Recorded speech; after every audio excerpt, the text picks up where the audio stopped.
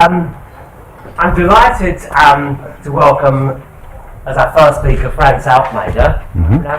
Alkemade. Close enough. Frans, I was first aware of Frans' work in this area when I discovered that he was actually presenting a Bayesian argument in a very interesting it was an appeal case in the Netherlands, and in that respect, you're probably one of the few, even amongst us, who've actually given a real Bayesian argument in court as opposed to doing something in the background. Yeah. And we're going to be, we're very keen to hear what you've got to say. Okay, thank you very much, Norman. So let's start right away. I'll introduce myself very briefly. I studied physics and astronomy, and from then on my career was a downward spiral. I started with studying galactic nuclei, that's very high up in the sky, and then for my PhD I came down to the stratosphere, a little bit lower, then tropopause processes, and last year I found myself studying weather and climate in the lower atmosphere. So naturally the question arose, can I get any lower? Yes, I can. There's the crime sphere that extends to 6 feet under, and I feel quite happy in the crime sphere.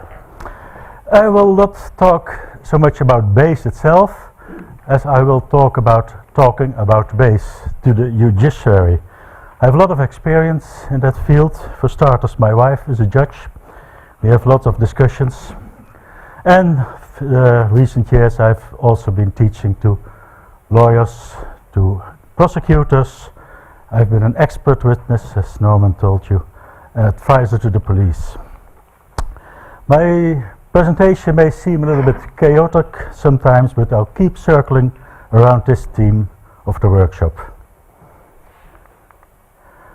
I'll start my presentation with the story of the disappointed prosecutor. Once upon a time, in a kingdom just across the sea, there was a prosecutor who all by himself developed an interest in Bayesian reasoning. Now, doesn't that sound like a fairy tale? In a big case, Nederweert Carnavalsmoord, he tried to construct his arguments in a Bayesian way, qualitatively. But the suspect was acquitted, and the court generally disqualified the Bayesian approach. They said it could never work because the mere fact that one hypothesis is more likely than another one doesn't indicate certainty. The prosecutor realized he had to learn more, so he tried to learn a little math, and the first formula he learned about presenting Bayesian reasoning in court was that expectation and reality not always are equal. A few years later he went to one of my presentations and afterwards asked me how I would analyze this Nederweert murder case. Well, let me give you a brief introduction to this case. There's an attempted robbery. Fire is exchanged between 3 perpetrators dressed in black clothes, balaklavas, and the victim. The victim is armed too. The victim is fatally wounded. Perpetrators leave in a car, one of them severely injured. Half an hour later, at a half-hour drive away, a man dressed in black, now called the suspect, is delivered at an hospital by 2 men dressed in black wearing balaklavas. The suspect has a bullet in his belly. That night no other shootings took place, no other bullet wound was admitted to any hospital. So there are 2 hypotheses. The prosecutor says, well, this of course is the same man, but the defense says no, the suspect was shot elsewhere. He has forgotten exactly where, but it was elsewhere. So, how do we start the Bayesian analysis? What are the prior odds for guilt? I asked myself, the original motivation to connect the suspect to this crime was the coincidence between the shooting incident and the hospital admission. 2 questions are relevant. The court says it's too indirect, too little significant, but what are the odds? The questions are, how many shooting incidents take place in the Netherlands per time unit? How many hospitals are there where you can have your bullet removed? Trusted Google always gives the answers, just a little bit searching for the right terms and we have our answers. There are about 100 of these kind of shootings per year, gross overestimation, and there are about 100 emergency rooms. So on average, each emergency room will treat a bullet wound once a year. What is the defense hypothesis? It's purely coincidental that in the exact same time frame of about 15 minutes in which my client was admitted to the hospital, the criminal that was shot in Nederweert would also have entered the same hospital if he had decided to go to the nearest hospital, which he didn't. A year contains about 35,000 quarters of an hour, typically one bullet wound per year per hospital, so the coincidence is somehow connected with the number 1 over 35,000. The innocence hypothesis seems to need a little luck. Of course, you can look more formally, you can calculate it. I'll spare you the arithmetic, I'll skip all arithmetic today, but the prior odds end up somewhere between 35,000 and 300,000, based only on this coincidence. There was of course some additional evidence, bullet match, telephone taps, and so on, an unfolded map of the crime scene found at the suspect's home. So you could easily say that the posteriors might somewhere between 3.5 and 350 million. First indication. So the prosecutors saw that the quantitative analysis had some value. He didn't give up on Bayes, he studied on, visited a workshop called Forensic Relevance of Bayesian Networks. I was there too, it was a good workshop, mostly competent speakers, but what was the message the prosecutor heard? I quote some of the speakers. Someone quoted a certain Norman Fenton, who thought that any attempt to use Bayes' theorem to explain a fallacy is completely hopeless. Someone else said, it's an open question if prior odds can ever be determined in a rational way. Someone told us, if the facts are clear, a quantitative approach is not necessary. If the facts are not clear, a quantitative approach does not help. This is so utterly untrue. Someone else was quite sure that naive idiot's Bayes should be replaced by the Bayes nets. So the prosecutor asked me, Frans, what you have told us is called idiot's Bayes? No, I prefer to call it the chain model. Okay, the prosecutor, so maybe we have to use Bayes nets. Let's hear what our scientists have to tell me about that. One speaker said, well, it requires a lot of probabilities to be specified, in the thousands. Another speaker said there are many challenges. Time is an important challenge, and there's doubt if this will ever work in practice. Actually, the prosecutor was horrified to hear that one PhD student might need 4 years to model a single crime case. Still, the prosecutor didn't give up. In another large criminal case, a revision of an old murder case, he asked me to write a Bayesian analysis. I read about this case. I told him, well, I think the 6 suspects are innocent. That's fine, just study the case, write your report, try to convince me. Studying the case, I came to a different conclusion. The defense hypothesis, none of the 6 suspects had anything to do with the crime, needed simply too much coincidence. It was more likely that at least one of the suspects was in some way involved. But I could not conclude that each of these 6 suspects was guilty. They may have been innocent, each of them, but not all of them. Richard Gill saw my report, approved the method, liked the transparency, but was critical of some of the assumptions and estimates. That's perfectly fine. That's the nature of assumptions and estimates. Henry Procken was asked by the defense as a contra-expert. He was very critical of my report. That's fine too, because that's what he was supposed to be. But he told the court and the public and the press that my report contained some severe calculation errors. That's not completely fine. A while ago we sat together for an afternoon to sort this out, and we now agree that the calculations were correct.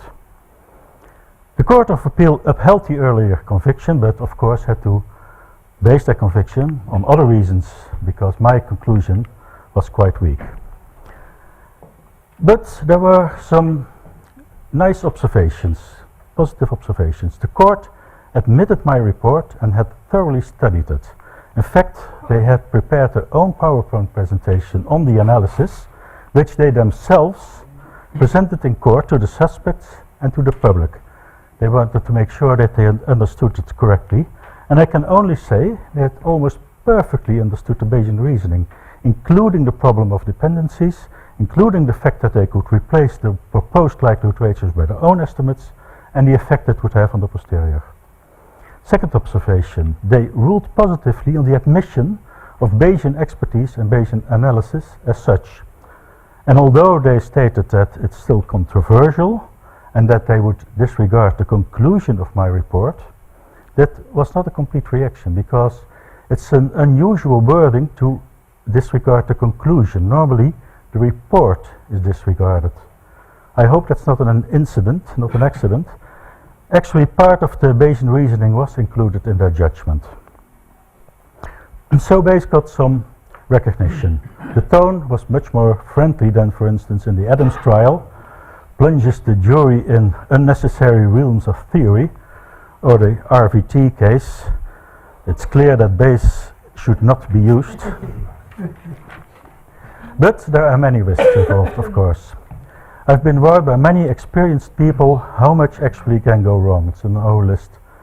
And I'm grateful for the discussions, and I take these warnings very seriously. It is a risky business. Which brings me to the point of how to report or teach. Well, this Tom Gold has pictured it fantastically accurately, although this section should be a lot larger. Also, Norman clearly sees the problem. Bayesian reasoning, much confusion. How it's best presented is unclear. Let's give it a try. First and foremost, start by explaining the underlying principle of Bayesian reasoning in lay terms. And I view it as this. When two stories are in competition, the story that needs more coincidence to explain the facts gets weaker. The story that needs less coincidence gets stronger. This is a principle that relates both to intuition and to really understanding how and why a likelihood ratio can represent the strength of evidence.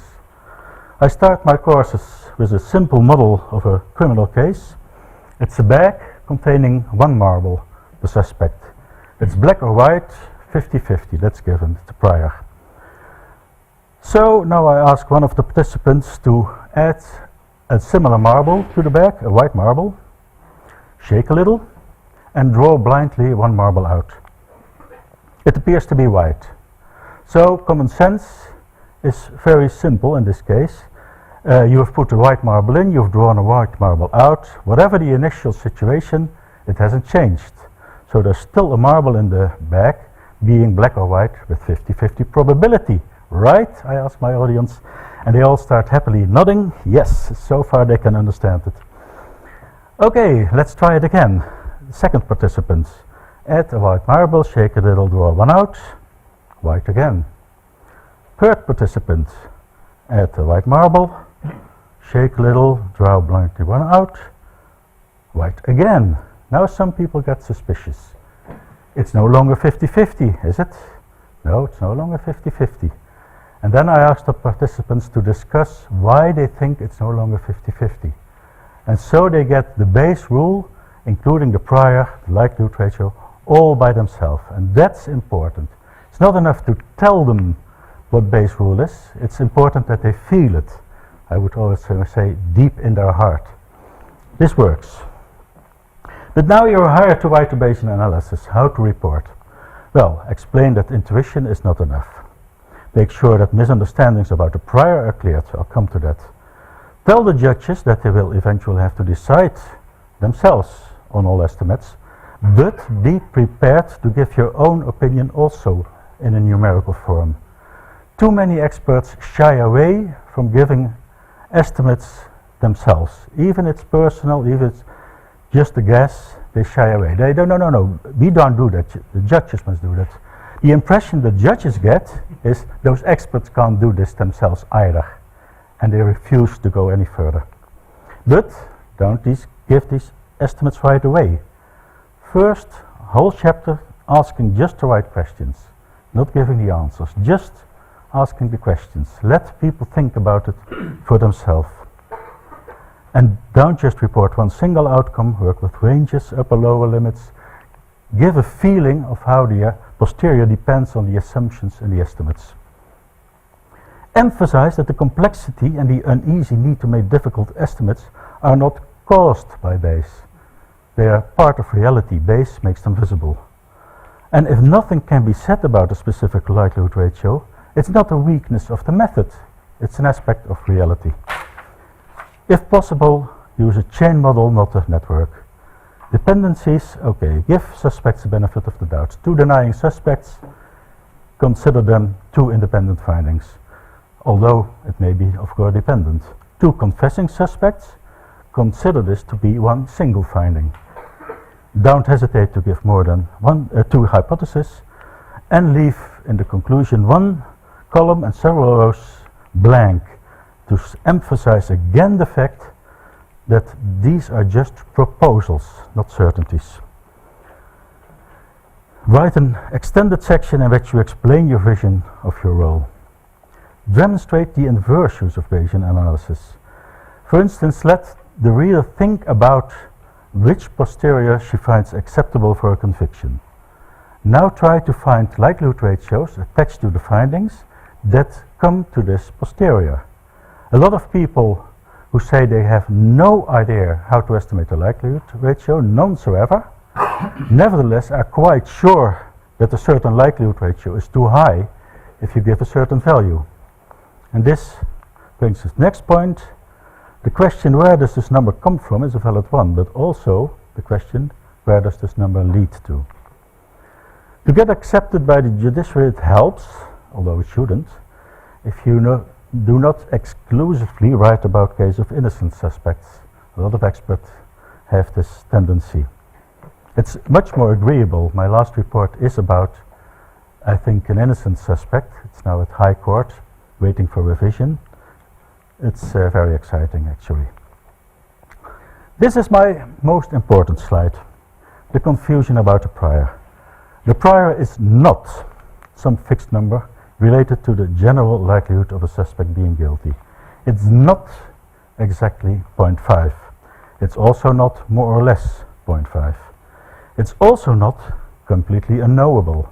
Neither is it something that cannot be determined in a rational way. It's not anything you want as long as it's small enough. Certainly not. It's not some mysterious quantity that comes from a world outside of the evidence. And it's not something the judge has to decide on before reading the case file. The prior, in my vision, is the outcome of an analysis that estimates the probability of guilt solely on the basis of a selected subset of the evidence, plus perhaps background knowledge, or perhaps only background knowledge. He may freely compose this subset, and it can often be chosen such that the estimate of the prior is conceptually simple.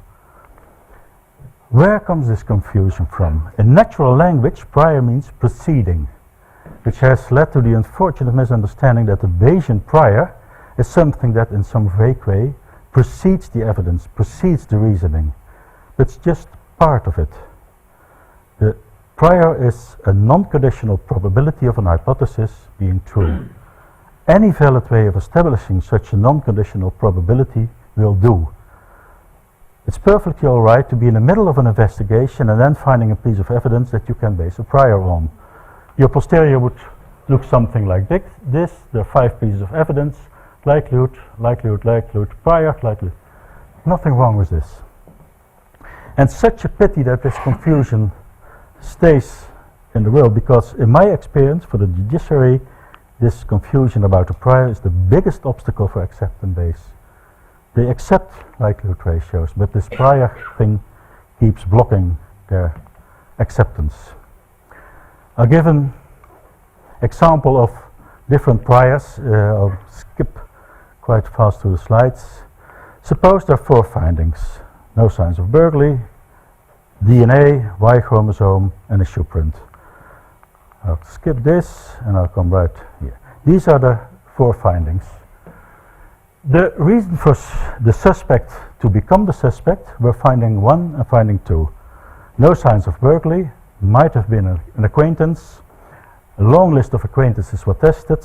1 acquaintance was not excluded by the DNA. So we base our prior on these 2 facts. Then the other 2 get a likelihood ratio. We can also base our prior on the shoe prints. 300 adults in the Netherlands who had these shoes. That's our prior. And these are the likelihood ratios. Or we can take a clean prior. We know it's an adult male Dutchman, so the prior is 1 in 6 million, and all the findings get a likelihood ratio. This comes to version 1. We base the prior on the reasons why the person became the suspect. A little arithmetic, and the posterior odds are 200,000. Version 2, we base the prior on the shoe print. Again, a little arithmetic. We take the same assumptions, the same estimates, and the posterior odds are the same. Version 3, the clean prior, it's the Dutch male. The prior odds are now very small, but there are more likelihood ratios. There's never any double counting. A piece of evidence is either used to base a prior on, or it gets a likelihood ratio. So if you keep your numbers the same, it's just a different way of doing the arithmetic. It's the same outcome. I'll skip this. The recipe, in my experience, is best to base your prior on the moment a citizen comes into the picture. At that exact moment in time, there are certain reasons to attach a certain probability to the guilt scenario. Analyze those reasons, and you have your prior. Everything else that comes later, or let's find out later, gets a likelihood ratio. Then dependencies, a source of confusion too. In the chain model, it's always say you can only use facts that are not dependent. And then sometimes it's formulated like this. If the occurrence of fact A increases the probability of the occurrence of fact B, then they are not independent and can't be used in the chain model. But that's not true. Example, the fact that a witness recognizes the suspect at the crime scene increases the probability of finding a matching fingerprint there, because it increases the probability that the suspect was indeed at the crime scene. But these 2 findings are completely independent, and their likelihood ratios may be multiplied. This is the correct criterion for independence, and it translates to this probability tree. The essence is that if you have innocence guilt, evidence 1 and evidence 2, then A and B here should be the same as there, and A and B there should be the same as there. Then, and only then, you have independence in a Bayesian meaning. Work quantitatively. This is a concluding table from a Bayesian analysis by Tom Derksen. He has a guilt hypothesis and 2 innocence hypotheses. And it's a more or less correct analysis, but it failed to convince the court. Why? Because I think none of the pieces of evidence, not a single finding, was more likely under guilt than under innocence. Now, that isn't very realistic.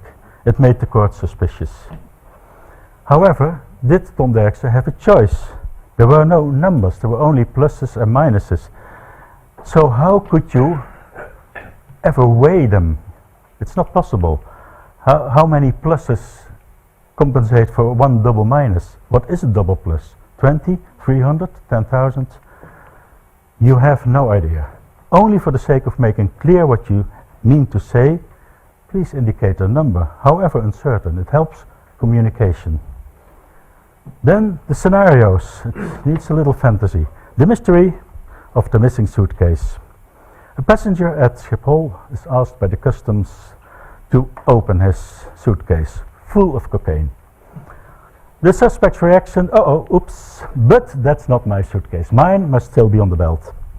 So naturally the customs officer sent someone to the belt to look for a similar suitcase left there, right? No, they didn't. I've asked them, why not? Why not take a look? Well, if we would have gone looking for a suitcase, it would seem as if we believed the story. That would have weakened the case.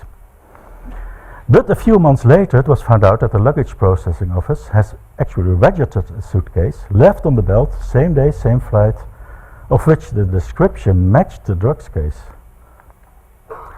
Alas, this suitcase could not longer be found. It had disappeared. Well, some bags look the same.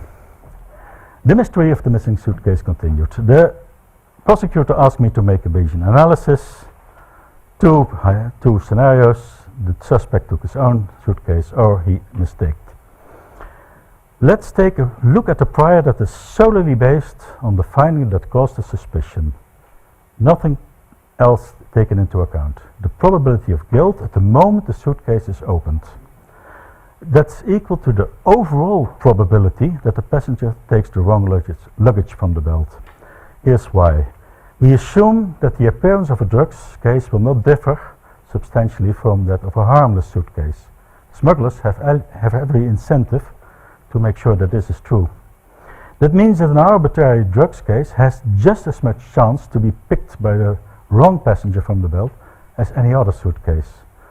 Thus, every drugs suitcase randomly opened by customs is just as likely to be accompanied by the wrong passenger as any harmless suitcase. So that's our prior. I did a little research.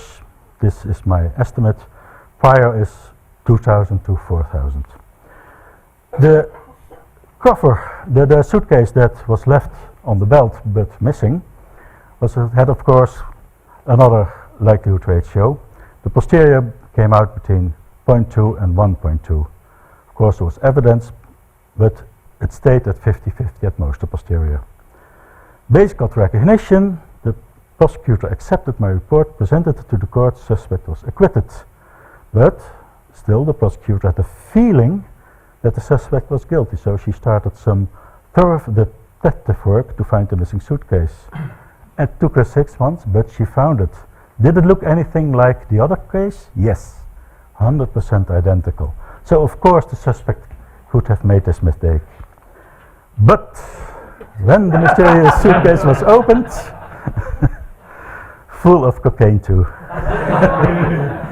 So here comes hypothesis 3. Some careless drugs lord had bought a number of identical suitcases for his mules. Now, I'll show just some recent work, 1 minute. I've modeled situations and a witness indicates that the suspect has told him or her that he is involved. Sometimes there are 2 witnesses, alarm bells start ringing, dependencies. Well, you can take your knowledge of the witnesses to assess that. How much more likely is it for the actual culprit to find himself in such a situation? That's the question you should ask, not what's the probability that the witnesses tell the truth. That's a too difficult question. And you can model all kinds of situations. This is a realistic situation for an actual case. 4 witnesses, 4 suspects, all kinds of situations, all kinds of assumptions. This is what you end up. Of course, you don't do this by hand. I wrote software for this. Every situation can be modeled.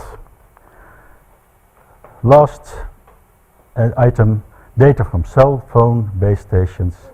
I've made some analysis software that can analyze the pattern that anonymous SIM cards have used in the days around a crime. I can't go into the details, it's still work in progress, but it comes to this. We have 4 anonymous SIM cards that might be connected to the crime, and when you add the date of the crime, then you see that 2 of the SIM cards are actually linked to this date with the suspicious patterns. And these 2 SIM cards were also linked to the suspects. So this is evidence. I'm not sure how strong. It's a complicated calculation. Final remarks. In my opinion, the chain model, simple as it may be, offers the best way to present Bayesian reasoning to the judiciary. I think it's a relatively powerful tool. Of course, it cannot model all criminal cases, but it still can lead to robust conclusions in a surprisingly large percentage of cases, and it can be explained. I'm convinced of that. Thank you for your attention. Thank you very much for a very inspiring talk. I'm sure there's going to be a lot of questions, but I'm actually only going to take one. I'll take from everyone else will have their chance later, but I'm going to take this one from Jane. Thank you very much. That was excellent. I think the thing that I particularly like is that you're talking about a decision support system. I also noticed that I think the two other observations, people who come into this from a non-statistical background tend to focus on what they call Bayesian inference, which is not necessarily actually Bayesian inference. It may be standard statistical modeling. But the other thing that I think is often missing is the rest of statistics, which is where did you get that data and what is the quality of it. So I very much like your emphasis on allowing for uncertainty and for what's unknown. And I think there are successful uses of Bayesian networks, maybe not in the court, but elsewhere. Oh, of and course. maybe that's where we I'm a great go. fan of networks, but my experience is I can't explain them, and judges won't trust them. They really don't. They can't see what's happening. But I think you've done a lot of work that shows how you can get them to be understood, and I think that's excellent. Thank you. Okay, thanks very much. I'm now delighted